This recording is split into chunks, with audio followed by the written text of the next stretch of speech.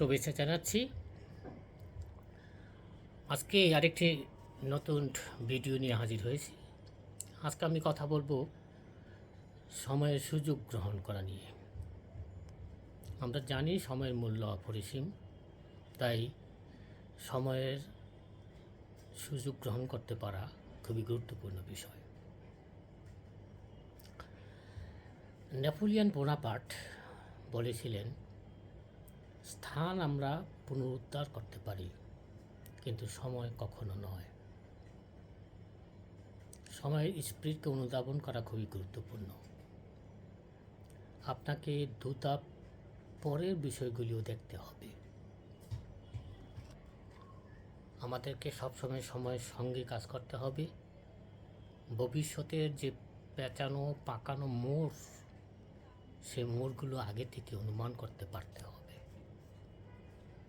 এবং এভাবেই নৌকা বা ট্রেন মিস করা যাবে না। কখনো কখনো সময়ের আত্মা অনেকটা অস্পষ্ট দুর্বোধ্য থাকে, সেটিও আমাদেরকে ধরতে হবে, বুঝতে হবে। তবে ওই সময় যা কিছু খুব বেশি সুস্পষ্ট ও খুব উচ্চ নিনাদে বাজতে থাকে, সেগুলিকে নয়, বরং যা কিছু সুপ্ত লুকানো, সেগুলোর বার্তা পড়তে হবে। সামনের দিকে তাকান। অতীতের ধ্বংস বা ক্ষতি যেন আপনাকে পিছনে টেনে রাখতে না পারে। সময় জন্য অসীম ধৈর্য আমাদের রাখতে হবে। ধৈর্য ছাড়া আপনার ডাল তলোয়ার ব্যর্থ হবে এবং অনিবার্যভাবেই আপনি ব্যর্থ হবেন। যখন সময় বৈরী মনে হবে, তখন এর সঙ্গে যুদ্ধ করবেন না। স্রোতের বিপরীতে সাঁতার কাটার চেষ্টা সবসময় ভালো হয় না। কখনো অতি আবেগে দ্রুত আঘাত করতে চাইবেন না, বরং শান্ত ও লো প্রোফাইল মেনটেন করুন। সময়ের সঙ্গে খেলুন, যা সবসময়ই আপনার মিত্র থাকবে, অর্থাৎ সময় আপনার মিত্র থাকবে যদি ধৈর্য ধরে রাখতে পারেন। ওই বিশেষ মুহূর্তটিকে চিহ্নিত করুন, অনুধাবন করুন, এরপর গাছের নিচে বা পাথর খণ্ডের পিছনে লুকান এবং সেই মুহূর্তের অপেক্ষায় থাকুন যখন আপনার থাবা আক্রমণের জন্য মুখ্য সময়টি আসবে।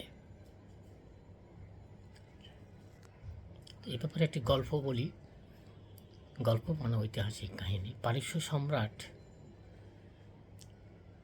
তার দুজন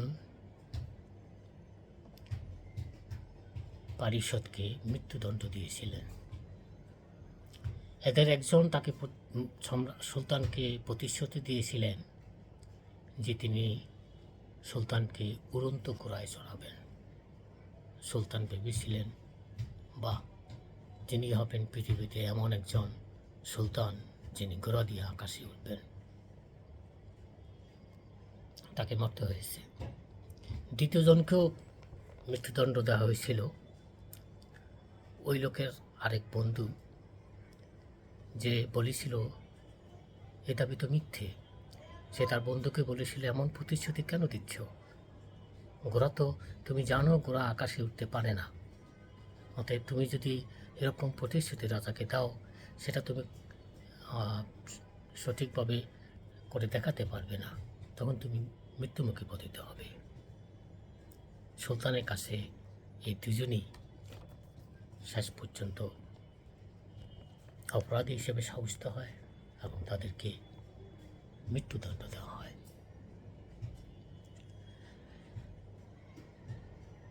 ওই বন্ধু তার যে ঘোড়া দিয়ে সুলতানকে আকাশে উড়াবে বলেছিল, সেটাকে জিজ্ঞেস করেছিল, তুমি এরকম একটা অবাস্তব দাবি কেন করলে? ওই বন্ধু বলেছিল, আমি 4টি বিশ্বাসের উপর এই বাজি রেখেছি। এক, প্রথমত এই সময়টিতে সুলতান মারা যেতে পারে। দ্বিতীয়ত, এই সময় আমি মারা যেতে পারি। তৃতীয়ত, এই সময় ঘোড়াটি মারা যেতে পারে। এবং চতুর্থত, এই সময়টিতে আমি ঘোড়াটিকে সে যাতে উঠতে পারে সেটা আমি শিখিয়ে ফেলতে পারি।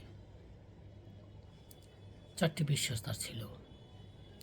অনুমান আন্দাজ সে করেছিল ভবিষ্যৎ সম্বন্ধে, এবং 4টি ছিল অবাস্তব, যা বাস্তবায়নযোগ্য ছিল না।